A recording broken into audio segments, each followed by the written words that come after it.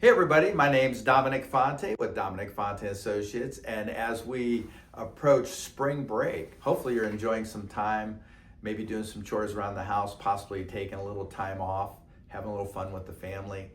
This is a great time to reflect on what we'd like to accomplish in 2026. And there's a lot of fun things between work-life balance that are important to each and every one of us.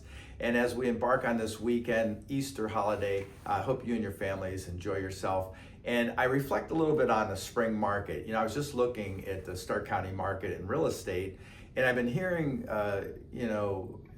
echoes of, there's a lot more inventory, things are changing, things are negative. And actually, the inventories are still pretty tight, which is very interesting because you think there'd be more inventory to pick from. And in some pockets there are, but if you want to know more about the market and what the shifts are happening as you embark on 2026 and what might be right for you and your loved ones, feel free to reach out to me at 330-418-1535 or our team. And if you want to know more about the history of Dominic Fonte Associates, go to dominicfonteassociates.com, and then you can also check out our more than 575 five-star reviews to see what you'll experience this spring break.